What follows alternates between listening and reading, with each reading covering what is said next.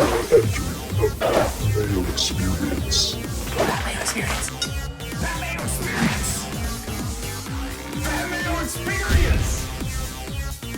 Experience.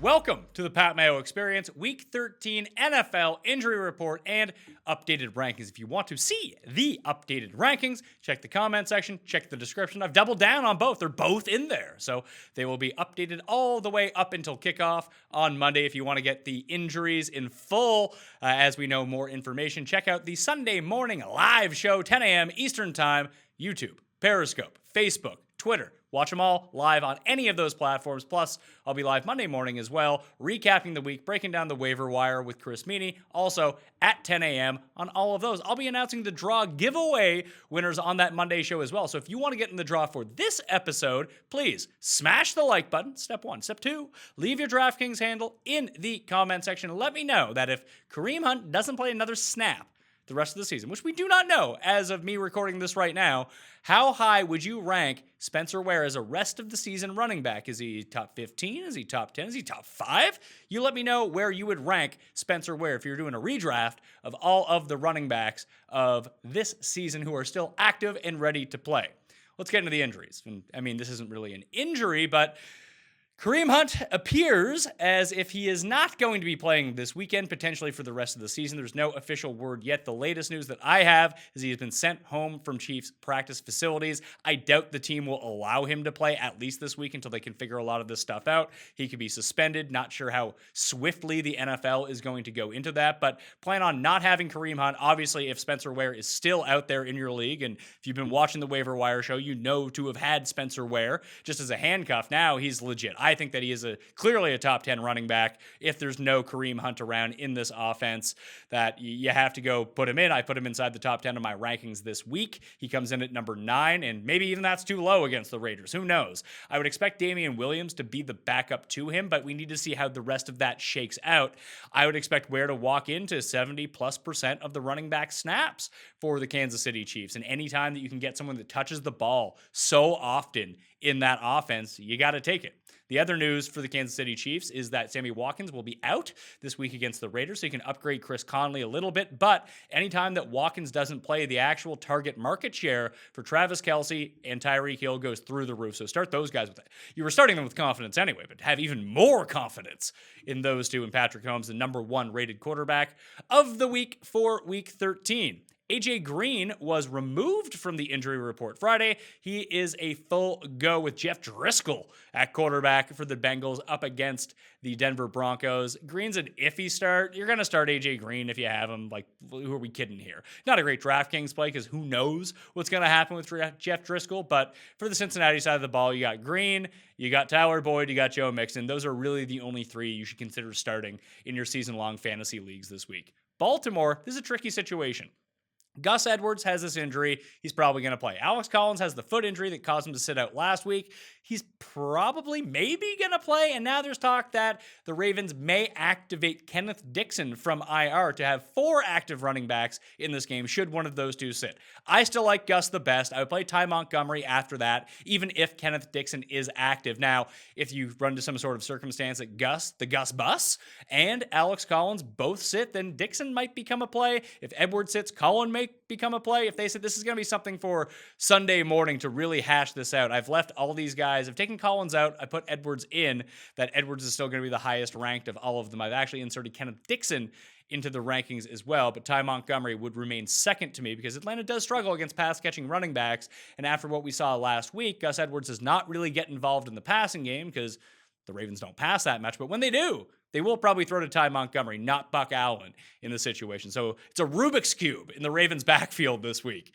In Indy, Joe Flacco also doubtful. Lamar Jackson's probably going to start. With Indy, Eric Ebron and his back is going to play. The other 2 tight ends, number 2, Jack Doyle, number 3, Mo Ali Cox, both going to be out of this contest.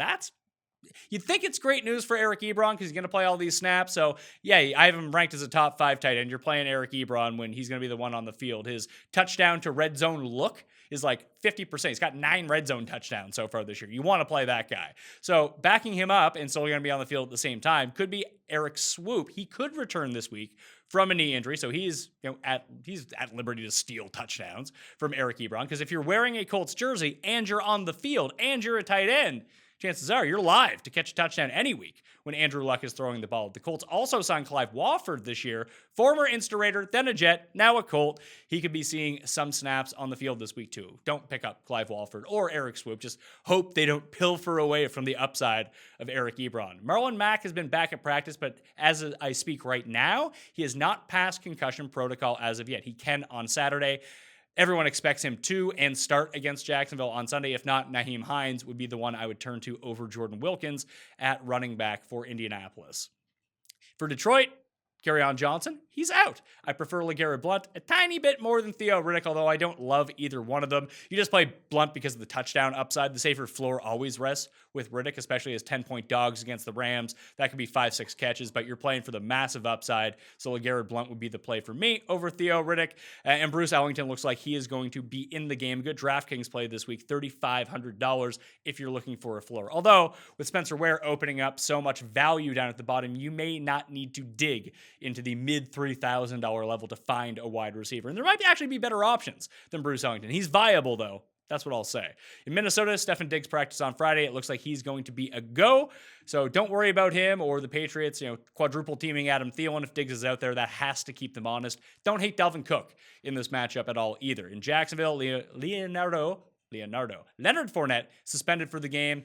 I prefer Hyde because of the upside over Yeldon. I do think that Yeldon has the better floor because of the pass catching upside, but I do think that in the range of outcomes, there's a chance that Carlos Hyde just takes the role of Leonard Fournette, sees 22 to 25 carries and all the goal line work. It's not the likeliest of outcomes, but that's on the table for him. I don't think that is on the table for TJ Yeldon. You're probably looking at like 5 to 8 carries for Yeldon, but you do have the opportunity to get like 5, 6, 7 catches depending on how Cody Kessler, who is starting for the Jags, decides to run this offense and checks down as opposed to someone like Blake Bortles.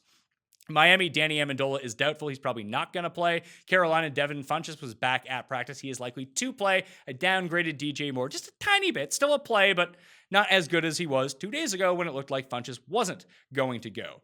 In Green Bay, Cobb and Jimmy Graham and Equanimeous St. Brown all look like they're going to be a go. Don't love any of them. Just throw that out there. In Arizona, Chad Williams could be back this week. That would hurt Christian Kirk just a tiny bit, but no one's playing Chad Williams. Very few are playing Christian Kirk, so I don't think it really matters all that much. Here's one. Tampa Bay, Deshaun Jackson is out. They activated someone named Bobo Wilson, Jameis's former Florida State teammate. Bobo Wilson. I mean, it'd be great if he scored a touchdown just to hear all of the stories about these naming conventions, but I think it's Chris Godwin that is really the big winner in this. If he plays 80+% of the snaps, he is a play over Adam Humphries without Deshaun Jackson around. He's only 3,900 on DraftKings. That's who I would go to. He and Marcel Aitman would be my two favorite guys in the $3,000 range, even over someone like Bruce Ellington. Ellington and Robbie Anderson would be next for me on that list. San Francisco, Marquise Goodwin still dealing with these personal matters. He is not expected to play on Sunday against the Seahawks, and Pierre Garçon has been ruled out, which means we get a whole lot of Dante Pettis and Kendrick Bourne. Once again, I prefer Pettis over Bourne. Not a great matchup for either, but I do think this affects George Kittle. Now, you're not going to sit Kittle as your tight end in a head-to-head, but don't expect the world from him. We saw that Tampa was just able to smother him last week. They can throw to him as much as they want, but if you legitimately have no room to operate, you're not going to catch a whole lot of passes. Seattle's defense far superior to the Buccaneers. So I don't think he's a great DraftKings play, but in your season long, you're starting George Kittle either way. With the Jets, Robbie Anderson and Josh McCown both expected to play this week. I only like Robbie Anderson because of the big play ability. They're still taking shots with him. He wasn't converting on them last week against the Patriots, but Malcolm Butler is expected to play in this game, and he can be roasted. So fire up some Robbie Anderson if you're looking for a potential 3 for 123 and 2 touchdown day. Just know that the floor is probably 0 as it pertains to Robbie Anderson. Sam Darnold, there's talk that he could be the backup this week, but expect to see him back next week. Get full Sanchez in week 14 for the New York Jets. So just stream whoever is playing the Jets next week. With Houston, Kiki Cutie is a game time decision. I would have, right now I have him above Demaryius Thomas, just because I think that he is better than Demaryius Thomas. But if he sits, Demaryius Thomas is a fringe wide receiver 3. If both of them are in, I think Cutie is a better play. Not necessarily a must start, but someone that you can roll out there if you do want to. In Chicago, Mitch Trubisky is out. Chase Daniel is starting for the Giants. Evan Ingram is out. Rhett Ellison will see the majority of the snaps at tight end, but he is non-playable at this point in time. In Seattle, Doug Baldwin is going to play against the Niners, and Brian Schottenheimer came out and said that Rashad Penny is expected to see a bigger workload. I would think that comes more from Mike Davis than Chris Carson, because anytime that Chris Carson is healthy so far this season, he gets the ball, playing 48% of the offensive snaps, and he's seeing a very high touch-to-snap ratio, some of the highest in the league among running backs for the time that he's on the field. The Chargers, Melvin Gordon is out in the Sunday night game. Terrell Williams has a quad. He's questionable. I wouldn't even leave it a chance. He's probably going to play, but you can have better options than Tyrell Williams. You can start Mike Williams over him if you want to. With Washington in the Monday Nighter, it looks like Chris Thompson will return for the first time in ages with that knee injury. That hurts from the bottom line of Adrian Peterson a little bit because it's someone to divvy up legitimately the shares with. And if they do get behind, expect to see a lot of Chris Thompson. Jamison Crowder may or may not play. Who knows with that guy? There's not even reports on him at this point. The Saturday injury report will determine the fate of both those guys. On the other side of the ball, could see some Darren Sproles action this week. Hasn't played since week 1. He would actually hurt the bottom line of Josh Adams. Like, that's, out of all the guys you have in the Eagles backfield, yeah, it does look like that Adams is pulled out to the lead here. But if they start trailing in this game or getting into passing situations and Sproles is healthy, Sproles is going to be on the field. So just more names to throw into that mismatch of the Philadelphia backfield. Josh Adams is a play. I don't trust him at all. I've been down on Josh Adams. He threw it in my face last week. The touchdown, the plus 80 yards, the plus 20 carries. I don't expect to see that again this week against the Redskins unless the Eagles absolutely tune Washington and can just run the ball the entire time. But all passing situations will likely go to Darren Sproles in this spot. Anyway, that'll do it on the Pat Mayo Experience. The Week 13 rankings adjustment. You can check those out in the description and the comment section. And let me know by liking the episode, leaving your DraftKings handle, and tell me where you would rank Spencer Ware for the rest of the season at running back to get into a draw for $20 DK dollars. And if you're listening to this audio-wise, there is a draw this week. 5-star review, DK handle, and say something nice about the show so people can see it. So if they're interested in listening to the Pat Mayo Experience, it's not like, Pat sucks, 5 stars, give me money. Being like, I like this show, it's okay.